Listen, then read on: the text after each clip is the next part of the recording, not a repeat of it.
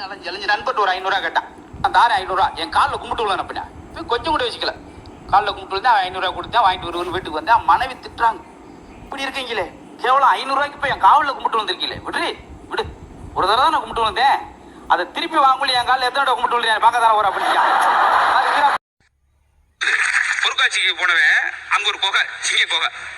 இப்போ என் கல்லம் மிட்டாய் சாப்பிட்டுக்கிட்டு போனவங்க, என்னங்க சிங்கத்தை பார்க்க முடியுமா? புதுசாக சிங்கம், ஆண் சிங்கம், பெண் சிங்கம் சோடி சேர்ந்துருக்கு, உள்ளே போகக்கூடாது, அது கொஞ்சம் சந்தோஷமா இருக்கிற நேரம் பார்க்கணுமேங்க. 2 கல்லம் மிட்டாய் போட்டால் வருமா? உன் பஸ் ஸ்டாண்ட் உனக்கு 2 கல்லம் மிட்டாய் போட்ட நீ வெளியே வரியா? ஏன் லேட்டு வகுப்பு கேட்போம். எங்கள் அப்பா அம்மாவுக்கு ஒரே சண்டை. உங்கள் அப்பாவுக்கு சண்டை, நீ ஏன்டா வரல அப்படின்னு. ஒரு ஷூ வந்து எங்கள் அம்மா கையில் இருந்துச்சு, ஒரு ஷூ எங்கள் அப்பா கையில் இருந்துச்சு.